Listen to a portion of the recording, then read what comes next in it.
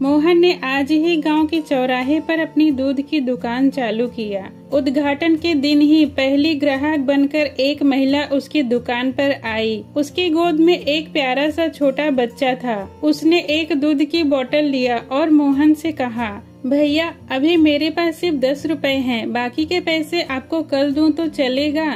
मोहन ने उसकी तरफ ध्यान से देखा। बेचारी बहुत गरीब लग रही थी। गले में मंगलसूत्र नहीं था, शायद पति मर गया होगा। फिर मोहन ने बच्चे की तरफ देखा। बच्चे की मुस्कान देखकर मोहन को उन पर दया आ गई। तो मोहन ने कहा, कोई बात नहीं बहन जी, आप मुझे पैसे कल दे देना। महिला ने कहा, भैया मैं पैसे कल दे दूंगी।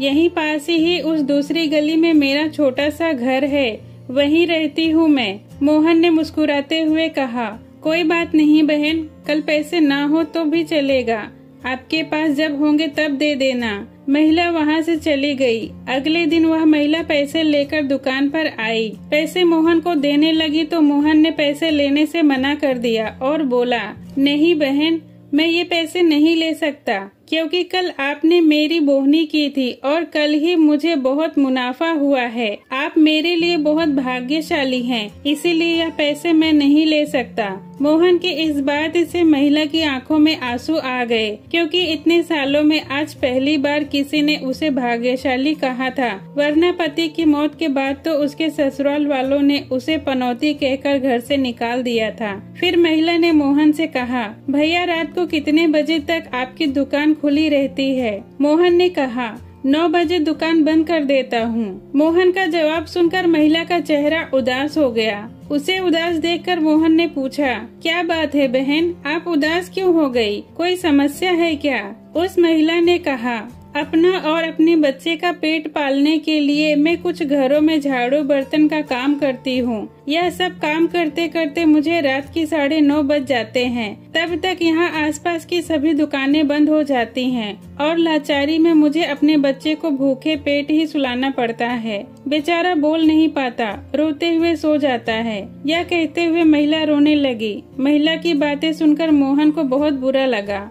वह बोला, आप चिंता मत कीजिए बहन, आपको दूध दिए बिना मैं ये दुकान नहीं बंद करूँगा। बस मेरी एक शर्त है, आप मुझे दूध के पैसे नहीं देंगी। यह सुनकर वह महिला खुशी से रो पड़ी। उसे लगा जैसे भगवान खुद उसकी मदद करने आए हैं। उस दिन के बाद हर दिन 9:30 बजे दुकान पर आकर दूध ले जाती। धीरे धीरे महीनों बीत गए। वह महिला 9:30 बजे आती और दूध लेकर चली जाती, लेकिन अब वह बीमार होने लगी। ज्यादा काम और चिंता की वजह से उसका शरीर सूखता जा रहा था।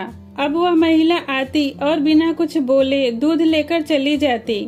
ऐसा करते कई दिन बीत गए। एक दिन मोहन ने ध्यान से देखा तो उस महिला का चेहरा सफेद पड़ चुका था।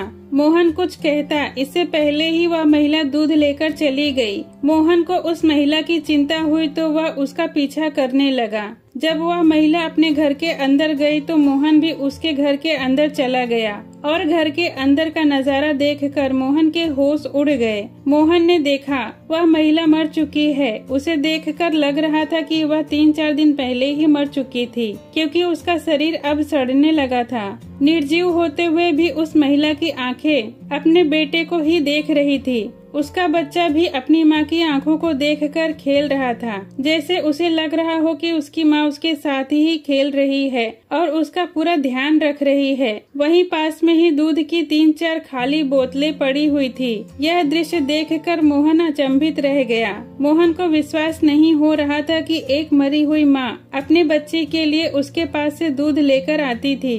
अगले दिन मोहन ने पूरे विधि विधान से उस महिला का अंतिम संस्कार किया। उस बच्चे को अपनी पत्नी के हाथ में रखते हुए कहा, अब तुम्हें इस बच्चे को अपने बेटे की तरह पालना होगा। मोहन की पत्नी ने भी बच्चे को खुशी खुशी अपना लिया और दोनों ने उसे अपने बेटे की तरह पाल पोस कर बड़ा किया। लेकिन इस बीच मोहन को हमेशा लगता कि जैसे उसकी माँ अभी भी उसके साथ है और उस पर नजर रखे हुए है। तो दोस्तों, आपको ये कहानी कैसी लगी कमेंट में जरूर बताएं। वीडियो पसंद आई हो तो लाइक करें। ऐसी ही कहानियों के लिए मेरे चैनल को सब्सक्राइब करें। ये वीडियो देखने के लिए आपका धन्यवाद।